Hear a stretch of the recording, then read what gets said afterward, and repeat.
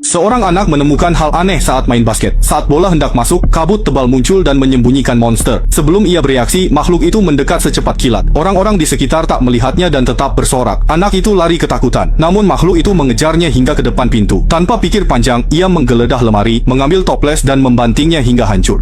Benar saja, saat toples itu pecah, makhluk itu benar-benar menghilang. Anak laki-laki itu mengira dia akhirnya terbebas dari kutukan. Jadi dia berniat mandi air hangat untuk bersantai. Tiba-tiba, bocah itu ngeri melihat air hitam mengalir deras dari bawah kakinya. Seketika, monster muncul, mencengkeram dan memasukkan lengannya ke mulut bocah itu. Teman-temannya yang mendengar keributan langsung menerobos masuk dan ketakutan setengah mati. Pria itu terbakar saat mandi hingga hangus jadi arang.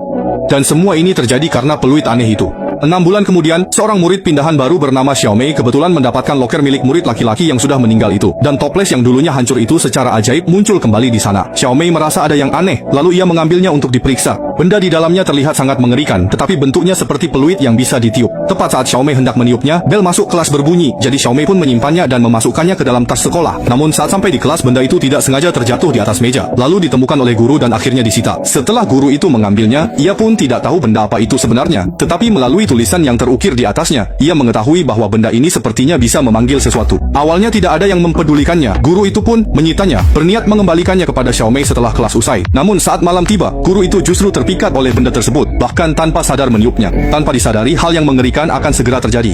Usai kejadian, saat guru itu keluar merokok, Xiao Shuai menyelinap masuk dan mengambil benda tersebut. Guru itu panik saat kembali karena barangnya hilang. Tiba-tiba, sebuah suara memanggilnya. Saat menoleh, ia justru melihat monster mengerikan, namun benda itu sudah lenyap. Awalnya dia hanya mengira matanya yang salah lihat dan tidak terlalu memikirkannya. Tetapi saat kembali ke kantor, hal mengerikan terjadi. Benda itu sudah menerobos masuk dan langsung menghajarnya habis-habisan. Ternyata peluit itu akan mendatangkan kutukan setiap kali ditiup.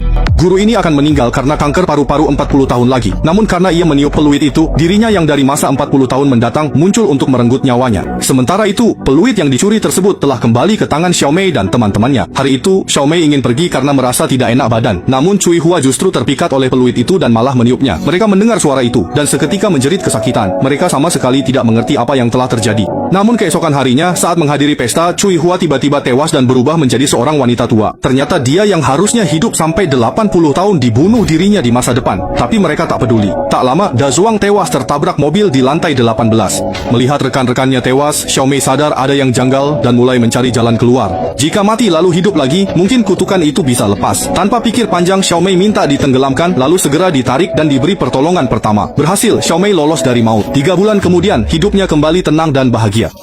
Cerita berakhir sampai di sini. Saya Xiao